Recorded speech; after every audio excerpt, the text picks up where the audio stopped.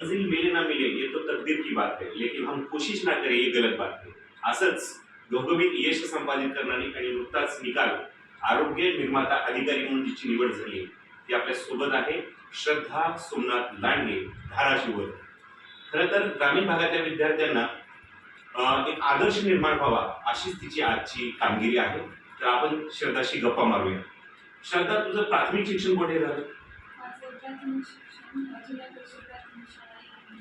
म्हणजे जिल्हा परिषदेच्या शाळेमध्ये प्राथमिक शिक्षण झालं. त्यानंतर तू पुढे कुठं प्रवेश घेतलास? कसं झालं? पुढं काय केलं? त्यानंतर पुढं मोठा होईल. धाराशिवला आले. 7वी ते 9वीपर्यंत शिक्षण भोसलेच. भोसलेच. नंतर 11वी 11वी RP college Ramakrishna. Science, arts, commerce. सायन्समध्ये हां. झालं. सायन्स. नंतर 11वी पासूनच मला मेडिकल एज्युकेशनची इच्छा होती. हां. पण नंतर नीटला वगैरे काही जमलं नाही. बी फार्मसीला माझं ॲडमिशन झालं.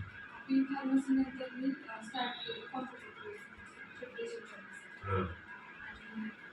आणि बी फार्म नंतर ॲडमिशन झालं.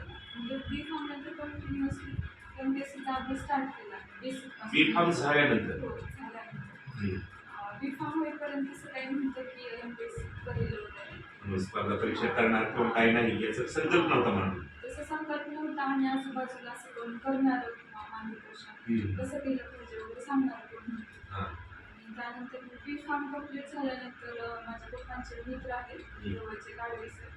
त्यांनी मला सांगितलं की MPSC बद्दल काय काय केलं पाहिजे सुरुवातीपासून. बुक्स वगैरे काय रेफर केले पाहिजे, स्टँडर्ड काय असं पाहिजे.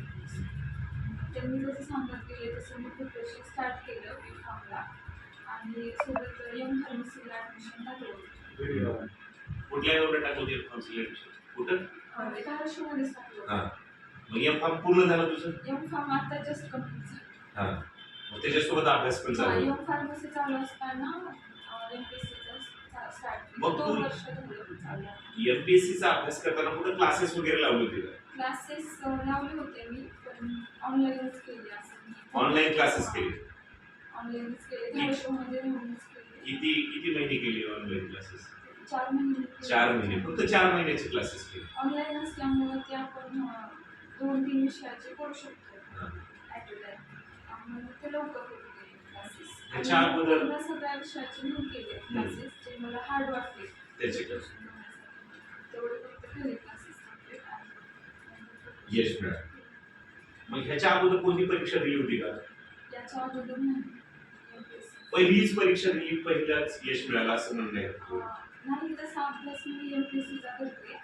ही जी एक्झाम आहे ती DMA मार्फत झाली होती आणि ती त्याच्यामध्ये MPSCचा पण सिलेबस होता आणि इकडे माझा फार्मसीचा पण सिलेबस होता. रेशो 80% किती कशात होतं सिलेबस? सॉरी 60% MPSCचा होता आणि 40% फार्मसीचा. आता तू कोणत्या पोस्टवर तुझं निवड झालेली आहे? माझी निवड औषध निर्माण अधिकारी. जे मेडिकल कॉलेजेस आहेत तिथं पद आहे औषध निर्माण अधिकारी. महाराष्ट्रामध्ये जेवढे मेडिकल कॉलेज आहेत त्याच्यापैकी एका कॉलेजची निवड तुला होती आणि तो औषध निर्माता अधिकारी म्हणून तिथं काम करणार. आता याच्यानंतर तू पुढे परीक्षा देणार आहेस का? मेन फोकस तर MPSCचा स्टडी हेच आहे. पण हे काय गोल नव्हतं की पण ते प्रिपरेशन करत असताना म्हणजे महाराष्ट्रामध्ये किती जागा होत्या औषध निर्माता अधिकाऱ्याच्या सध्या? पुढील जागा 200 होत्या सगळ्या, पण माझ्या कॅटेगरीसाठी मला 2 जागा होत्या. 2 जागेमधून तुझी निवड झाली. खूप मोठी अभिनंदनाची गोष्ट आहे.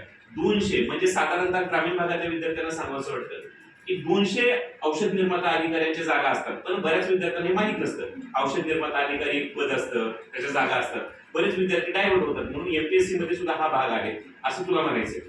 तर भविष्यातील ग्रामीण भागातील विद्यार्थ्यांना काय सांगू इच्छितेस तू की काय केलं पाहिजे? MPSC केली पाहिजे? बऱ्याच विद्यार्थ्यांना असं वाटतं की नीट आणि इंजिनिअरिंग हे 2च फॅकल्टी माहिती आहेत, बऱ्याच गोष्टी माहीत नाही. तर काय करावं असं विद्यार्थ्यांनी भविष्यात ग्रामीण भागातल्या विद्यार्थी? ग्रामीण भागातल्या विद्यार्थ्यांमध्ये मोस्टली ते जिल्हा परिषद शाळेमध्ये शिकत असतात आणि माझं असं म्हणणं आहे की जिल्हा परिषद शाळेमध्येच प्रिपरेशन चांगलं होतं. स्पर्धा परीक्षेचं प्रिपरेशन चांगलं होतं कारण स्पर्धा परीक्षेला जे विषय आहेत इतिहास, भूगोल, गणित, मराठी हे खूप आधी होतात ना जिल्हा परिषदला. आणि इकडे जास्त CBSE पॅटर्न वगैरे इंग्लिश स्कूल असतो. ते पण आहे इम्पॉर्टंट, म्हणजे मी ते जे करणारे आहेत त्याच्यासाठी यूज होऊ शकतो.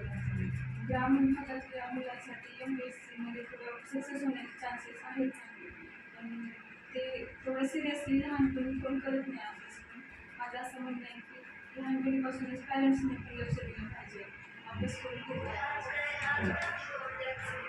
अरे वा, खूप छान. म्हणजे स्पर्धा परीक्षेची जी गोळी आहे जिल्हा परिषदेच्या विद्यार्थ्यांना लागत असते, लहानपणापासून जिल्हा परिषदेचे विद्यार्थी स्पर्धा परीक्षेच्या दृष्टीने तयारी करत असतात आणि त्याचाच फायदा भविष्यात होत असतो.